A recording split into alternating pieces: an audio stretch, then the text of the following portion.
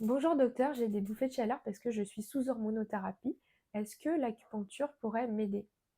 C'est une question qui est assez récurrente chez les patientes qui sont atteintes d'un cancer du sein ou les patients atteints d'un cancer de prostate et qui sont sous hormonothérapie pendant de nombreuses années.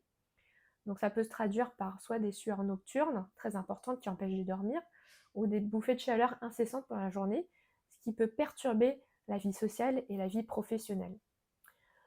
À ce jour, il n'y a pas vraiment de traitement médicamenteux efficace pour ces symptômes, mais par contre, l'acupuncture peut vraiment apporter un grand soulagement et ce, en à peine quelques séances. Donc souvent, les patients que je vois pour cette indication, ils peuvent déjà avoir une réduction drastique des bouffées de chaleur en une séance, mais souvent, il faut par exemple entre 2 et 5 séances.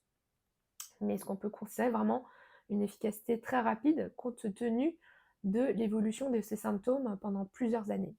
Et en fait, ça peut vraiment changer la vie parce que les patients peuvent ressortir, ils peuvent avoir des nuits complètes.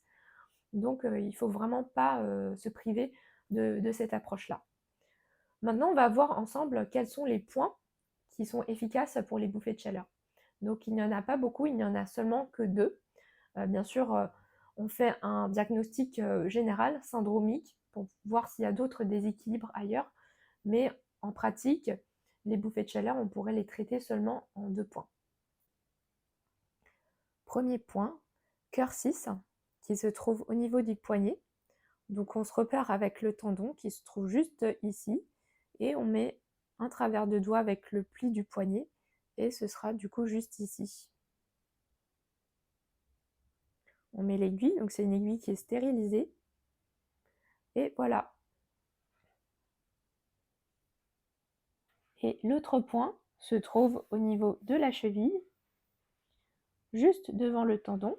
Donc on va mettre 3 doigts au-dessus de l'os qui se trouve là et notre point se trouvera ici. Donc il s'appelle le point rincette.